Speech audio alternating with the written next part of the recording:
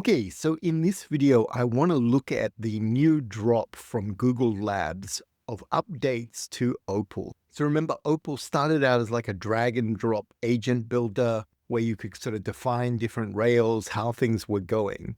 But the latest update introduces a number of patterns that kind of show where agents are actually going. And it really shows as the models are getting better, the way that you actually build agents with frameworks and harnesses is dramatically changing as well. So let's have a look at what's new. I'll compare it to some of the things from OpenClaw that have become really popular. And then we'll also have a play with it so you can actually see what you can actually do with this. So first up, just as a quick aside, the Google Labs team is like shipping like crazy. Google Labs is the team in Google, which basically is tasked with coming up with new ideas and new products, especially around things that use the Gemini models, that use the generative AI models. So obviously their biggest hit to date is Notebook LM. But you can see just looking over the past couple of months, they've shipped a whole new update to Flow and how you actually sort of build movies and stuff like that. They've shipped updates to things like Pomeli for basically making use of the Nano Banana models and how to get the best results out of those. And then on top of this, they've also shipped updates for Stitch and a whole bunch of different things that are more and more focused on giving sort of the average user the ability to create high quality outputs with the latest generative models. So if you're looking to build any kind of generative AI app yourself, you definitely should be checking out what they're actually doing. Now, if we take a look at the latest Opal release, for those of you that don't remember, Opal is basically what Google calls their no-code visual builder. Like I said before, this started out as sort of a drag and drop thing. It's now morphing into an agents done for you kind of tool. And just recently, they also made it so that you could actually use the opals that you create in the Gemini app. So this does look to be one of Google's plays to look at how you can actually give normal people who are not involved with the cutting edge of agents access to be able to make their own agents, to be able to do different things. And it makes sense. Google is basically trying to work out what are the key things that people actually want to use agents for. And if they can give people access to make their own and see what kind of agents become really popular, this is definitely then something that they can think about both when they're designing new products, but also when they're creating new versions of Gemini and of the other generative models. All right, so jumping in here, we can see that there's a number of sort of key things in this release. So they talk about that they're introducing this new agent step that turns static workflows into interactive experiences. And for me, this is a real clear sign that as the models are getting better, you don't need to keep them on a sort of single track path as much as you did before. So whereas in the past, you basically had workflows that were step by step, that were planned out, and what I've often referred to as being like agents on rails, the latest models with Gemini 3 and with things like the latest 4.5 and 4.6 versions of Claude, the models are actually getting much better at being able to make the decisions themselves of the best path to reach a particular outcome. Now, a lot of that's got to do with things like planning and things like memory. And we've seen this already in things like Claude Code. We've also seen it in anti-gravity, and we've also seen it even in things like OpenClaw.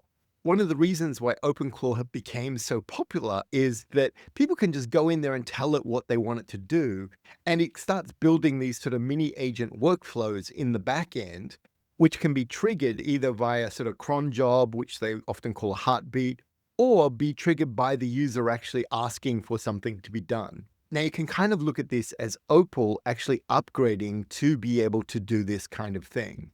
And you can see this clearly here in this idea of a generate step. So it talks about this agent step proactively determines the path based on your goal, triggering right tools and models. Now, I'm sure that this is not going to be as wild as OpenClaw, and there'll going to be a lot more sort of security and safety things in there that if you do give it access to data, you're probably not going to have some of the issues we've seen with OpenClaw where people have had their data wiped and experienced all those sorts of things.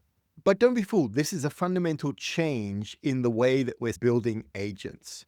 And in the past, we've seen this sort of play off in different frameworks. We've seen the early versions of Crew AI be totally off the rails and actually be really not that useful at that time with the levels of models there. And then we've seen the sort of counteractive movement of things like LangGraph, which have been heavily on the rails, where you constrain exactly what the agent can do.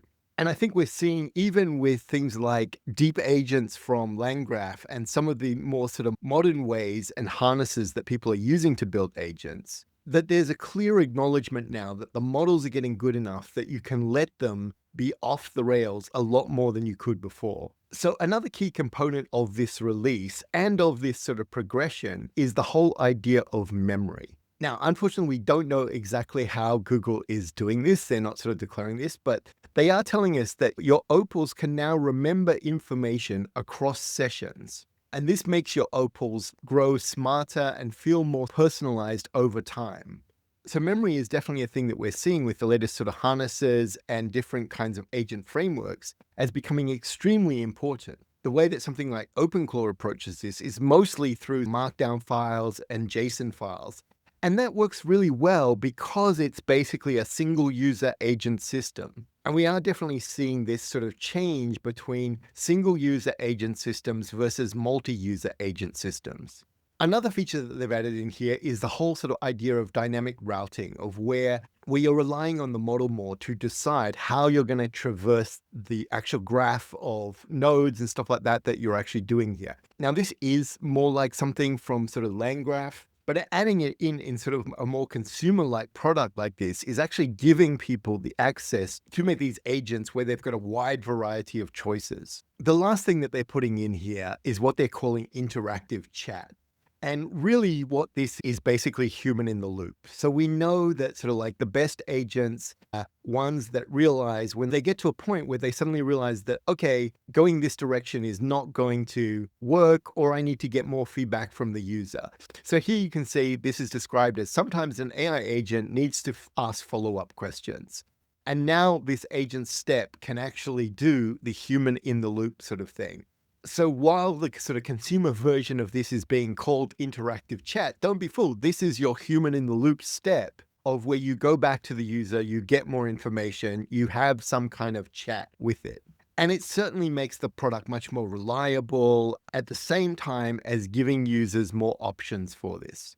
So I'll jump in and have a play with this in a second. But overall, what I think is really interesting here is that this is a consumer-based product that we're seeing from one of the big companies that is starting to use some of these key things that we've been talking about in building agents over the last year or so. And we're seeing that they're able to do this because they've now got better models that actually work with each of these particular steps. So let's jump in and have a look at actually playing with it. Okay, so first up, you've got a choice whether you can sort of remix a pre-made opal or you can start from scratch. So here I'm going to start from scratch. I'm basically just asking it, can you create me an opal that uses search and the web to find events, activities that are on in a particular city over the next week? So let's see how this actually goes. All right, so we can see that actually this built a lot quicker than I thought it would. So, okay, what do we've got here? We've got our first node, which is going to be the city name, right? That somebody inputs in. Then we've got a set of nodes where we're going to find city events and activities. And if we look on the side here, we can see the prompt for that node is here, right? And my guess is that this is going to have a set of tools that we can actually use. And sure enough, one of those is going to be search the web, get weather, get a web page, search maps, quite a number of tools that we've got in there. Next up, we've got generate a comprehensive event list. So again, we've got the prompt, we've got our tools in there. And then finally, we've got this thing of render the event listings web page. So we've got a bunch of information in there about the layout, about the style design language, about component guidelines, etc. So let's try it out. All right, so I can just come over here and I'm going to type in Tokyo.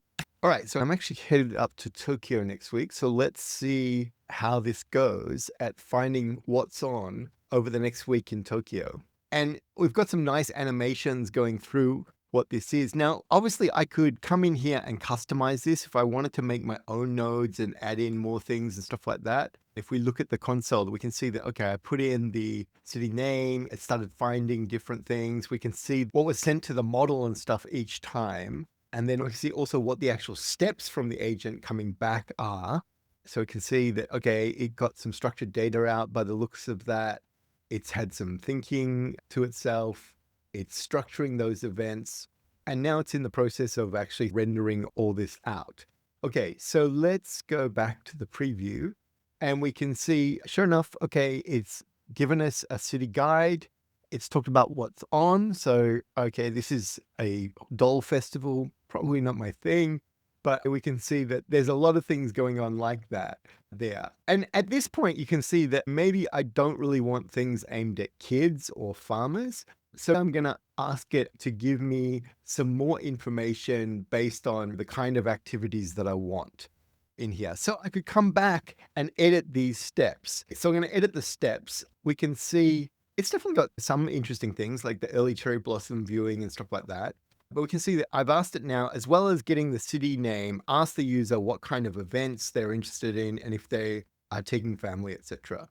Okay, now interestingly, that update took a lot longer than it did for the first time. So it seems that a lot of people are actually starting to use this. And they do mention up here that they're working to get increased quotas just for the models and stuff like that. So it is kind of amazing that Google is the company with probably the most amount of compute in the world, and yet still they're struggling to get enough compute to run all these Gen AI kind of things going on.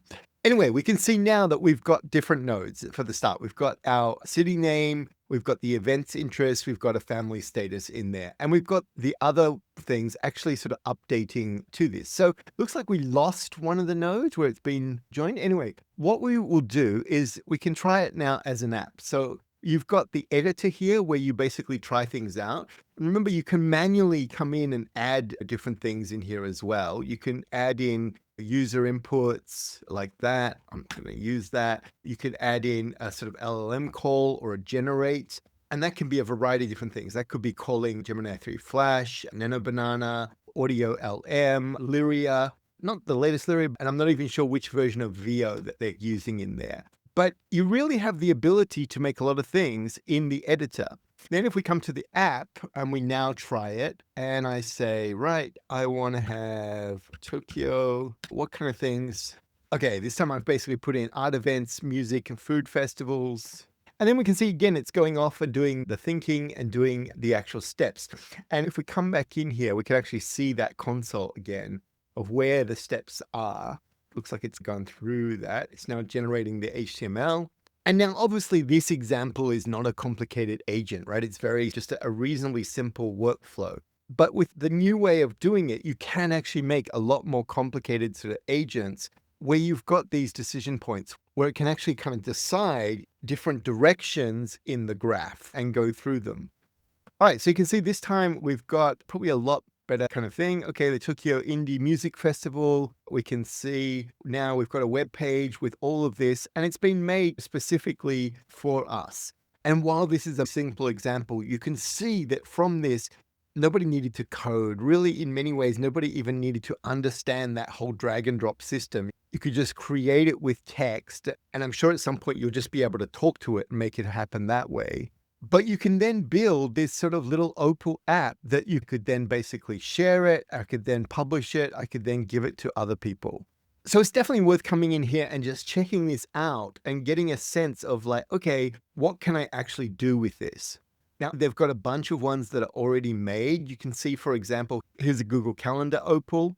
You can now even take ones like this where, okay, it's basically taking a YouTube, extracting the transcript, analyzing it for educational content, and then generating a quiz and displaying the quiz in there. So if you've got kids that are trying to learn or trying to do anything, this is definitely something you should be checking out. And don't forget, this is free. This is not costing you anything to try it out. You're not having to pay for the Gemini calls and stuff like that.